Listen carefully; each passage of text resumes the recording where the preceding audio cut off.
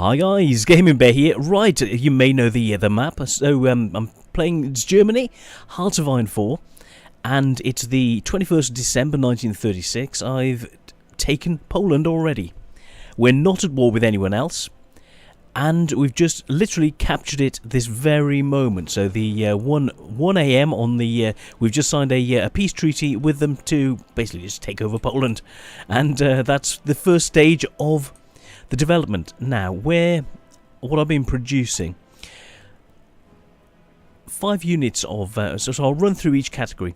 5 units of Opel trucks, support equipment 3 units, towed artillery, I've been going for a lot, so I've got 10 factories producing artillery, towed anti-tank, 2 factories, and infantry weapons. I'm building up the numbers. I will need more, and I've used a lot, so I've used 11 infantry equipment. I've been supporting everything with artillery and putting my infantry on defensive footing. Tanks wise, for the to breach the enemy, I've been producing heavy tanks with light tank backup, and in the process I've got heavy artillery, heavy tank artillery and light support artillery that will be coming into the units in the very near future. We're up to our second type of fighters. These fighters have got 96% of reliability. I can upgrade them further, but I'm waiting to put in better weapons. And upgrading the fighters to the both BF 109 Mark A, which are more reliable, so in combat they would do better. Close support with, oh yes, the fighters are working with 4 factories. Close support, I'm just keeping them ticking over. 1 factory just constantly producing Junkers 87s. Tactical bombers, at the moment 1 factory. I will upgrade up that, but that's where we are at the moment. Ships wise, we are looking heavier ships, producing a battleship at the moment, the Scharnhorst, which will be coming in, and then I'm producing two Scharnhorst class vessels at the moment to build up the fleet. We've just destroyed the fleet that they had, and it was getting in quickly before they could do anything about it. In the background, I will be moving on to produce light cruisers at the moment, and not producing any submarines or any more support craft and convoys, leaving it as is. Just taking Poland at this time, we can now get the troops ready to rock and roll. How it was organised was 1 army which was along the border of the western side of Poland, along the line down here, right the way along, and they basically held the line. The next set of units, which was Army 2, controlled by Rommel, which held the Prussian side and did a little bit of pushing, but just held. Third was a force of heavy panzers with mountain troops, SS division, all going in. 1 unit of panzers just had light tanks. The heavy tanks, the main thrust, was artillery supported by gross tractors, which are heavy, very, very heavy units. I'll show you those now, so bear with me. The production side, let's go and actually have a look at the tanks. The gross tractors, armour, 70 points of armour, which basically nothing could pierce. So they're pushing forward, only 5 kilometers an hour, they break through, and the light tanks, so one unit of heavy tanks pushes through, breaks through, followed by the 2 units of light tanks. They push through, open the breach, and then the rest of the troops following behind the SS divisions. SS division combined with anti-air artillery for just punching straight through the units, combining with the light tanks, which have got anti-air artillery and panzer light Panzer 1s and Panzer 2s, just straight through the enemy in the breach that I've produced. The first breach was to come through and surround Danzig, so to hold this pocket, punch through, seal off Danzig from the rest of Poland. Next was to sweep along and to push in on the southern side of the river to then force a route down towards Krakow and push down towards Krakow, as seen here, to seal off the pocket and to create another pocket. While at the same time we're encircling Danzig, destroy Danzig, pushing in, take Krakow, and then with my force under Erwin Rommel, pushed SS troops and mountain troops in to capture Warsaw. I saw the opportunity, they'd mismanaged their troops, and I used an early, I just targeted them with fast-moving SS divisions and hard Geburtsjäger, basically mountain troops, to hold the situation. They're very, very poorly armed, but the SS troops had all of the equipment, so they pushed in fast. Mountain troops to hold it, and then Krakow fell, then Warsaw fell, and that's it. Game over. That was the first stage of what we've done. So after this, we want to start pushing. I would like very soon to take Russia. December 1936. I could go for France at this stage, but I don't see the need to go to war with them. So next stage, prepare against Russia. So justify a war goal, conquer. First one, boom. Justification against Russia as the next stage. Building up, get ready to go in and do a similar thing against Russia. So December 1936, we're preparing already to go against Russia. And that's it. So I will catch you later. I hope you like this. Hope if you've got any questions, put them in the comments. I had units of planes going in, tactical bombers, all going in, covering Western Poland. Fighter-wise, I was building up the close support. Junkers going in, just supporting the attacks. Fighters going in, 280 fighters, but it was a mix of the standard boat Bf-109s, which I had 82, supported by 202 interwar fighters, and the new ones which I've just started creating, which are the Bf-109As, which are 96% reliable, so they're less likely to go down in a firefight. So that's the state of play. And with which I did have deployed was sea-based naval bombers, 72 naval bombers covering my ships and subs. The ships and subs are all they're in two separate units.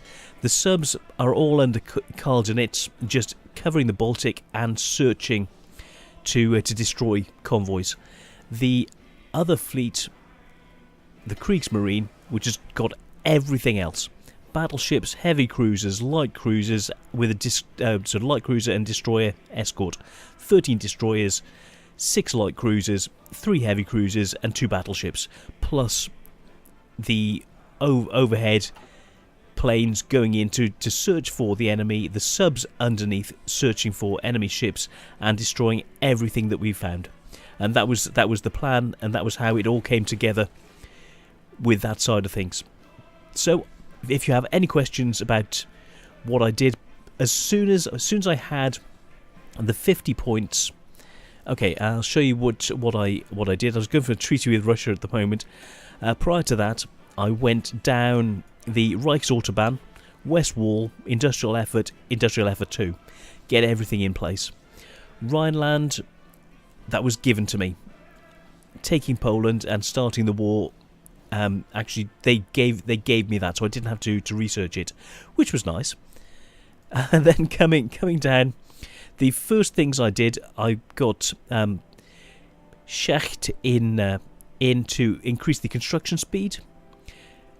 After he was in place, I then put Rudolf Hess in to increase the political power, so that he doesn't take his flight, or at least I can get as much political power from him before he goes as possible. The next thing I did in place, as soon as the war started, I shifted to a war economy, gave us more factories, less consumption, and more production and construction speed. Very, very useful for speeding everything up, and we've still got a war economy in place, even though we're not at war, which means our economy has boosted into overdrive, ready for the preparation for war against Russia, and they have got internal struggles, which is good.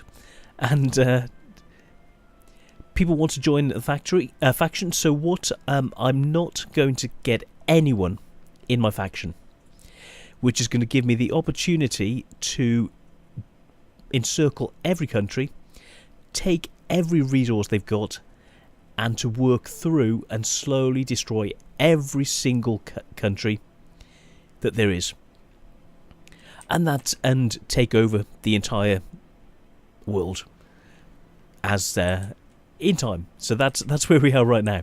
So from one country to another, moving through. Let's have a look. Trade wise, I didn't have enough of everything, but I'm trading for a little bit of oil from the United States, tungsten from Sweden.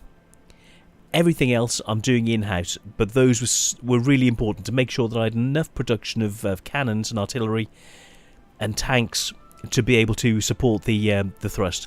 Oil, I needed a little bit of extra oil. Factories, I've been producing more about 12 factories in production, 6 industrial factories, then 6 factories are coming online to produce additional munitions, and in the background producing oil and rubber in a couple of locations so that we don't have to rely on imports so much, just in case things weren't pear-shaped.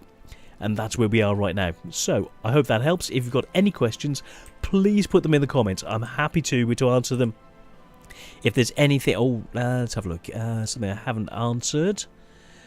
Looking in... yes, research.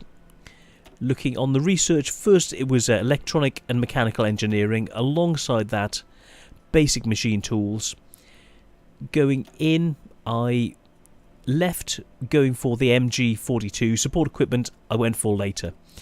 One of the main priorities was going for the boost, the 10% boost in interwar artillery. I relied a lot on artillery. Airways, I haven't boosted anything yet. I thought they were good enough. And armour, I went for heavy self-propelled guns to go with the heavy unit, and artillery, the Vesps or the Wasps, with the light tanks, so that we can have more breakthrough, more power to just destroy the enemy who was causing us problems. To break through, hold the line, and the theory. So let's think. What did I do? Yes. So pushing through. Sorry, my voice is going. So with the mountain troops, very, very hardy guys, very, very useful. And then going for land doctrines, going for delaying tactics, that's being built up at the moment. The theory was punch through with the very heavy units, with support infantry, with a lot of artillery. The weapons themselves are used, they just hold the line. The main situation is to thrust through with the tanks, move up the infantry and just hold with the infantry. Don't attack with the infantry. You'll get less, you'll defend more and take less casualties that way. So just rely on your fast moving SS troops to punch through with flak guns to help against any tanks there might be. Lots of artillery, fast moving trucks, 10 kilometers an hour essentially for these. The faster moving, well, the light tanks pushing through, also with their anti-air support, artillery units, Panzer 1s and 2s, 10 kilometers an hour. It doesn't seem like a lot, but in this situation it really is. They all break through. They all break through behind the heavier gross tractors, which have got light tanks and heavy tanks punching through with artillery support, break the enemy line, and then suddenly the lighter tanks and the SS divisions can punch a hole straight through. Holding the line and defending the tanks, I've got the mountain troops very good organisation, good recovery to defend the heavy tanks. 2 divisions plus an additional unit which has just arrived. So originally it was 2 divisions, but now 3 divisions defending the tanks and holding the line against counterattacks while we punch through. At the same time, those lines are breaking through from infantry divisions. So these heavy infantry divisions with artillery, they're just going to be building up anti-air as we've been building up the numbers. Let's check the numbers at the moment. So anti-air, minus 1,000 at the moment. That's building up. Artillery, we've got 1,000 units. That will build up. Infantry equipment being sorted. Motorised, all of these coming into play. And that was how we broke through so quickly with a combination of air power. So control the air, then send the bombers in. Go in, fighters in, gain control, then send the bombers in. Help to push through. Once you've got air superiority, then attack. Make sure you've got the 60% plans in place. Always attack to start with that. Get those plans in place. Attack. Take the coast first, so even if they do call someone into a war, there's nowhere they can land. So take Danzig first. Control Danzig. It gives you the port, and also it gives you the new closer airport to fly from. Push along the river so they can't attack you from this flank more easily. Push in from the pocket here. Hold the Prussian side. Push in to help seal off Danzig from this side of the water. So push down into this corner with the other force pushing across, and that was how we cut off Danzig. Met up the 2 forces and then pushed along the river down in towards Lodz. Took Lodz and then down towards Krakow. Cut off and sealed this second pocket. So Danzig first, then created second pocket of this huge force here, and then lastly, once we solidified the border, because it didn't matter about them pushing. There were times when they were starting to push us back in these areas. It didn't matter. Don't focus on it, because they're taking heavier losses trying to push in against you. You hold them. If you fall back, you fall back, but you're taking relatively light losses. I think I lost about 10,000 men. 10,000 men, and took the whole of Poland. And, you know, it's a nice way of doing it. So just force your way through, seal it up, move the lines, just fit in with infantry, with lots of artillery. If it had been a longer battle, then they'd have had anti-air guns as well to help to hold it. But the artillery was really, really nice, really solid. And they just sit there and then just keep bouncing the Polish troops that are trying to counterattack. You only attack with your breakthrough troops in a single location because you're so weak you can't do it in multiple places all at the same time. Apart from if you see an opportunity like I did to take Krakow really early. So I hope this helps. If you've got any questions, please just ask. So I'm the Gaming Bear. December 21st, 1936, we have Poland and we're not at war with anybody. So yes, what I did, the earliest opportunity, as soon as I had 50 points, political power, I declared war on Poland.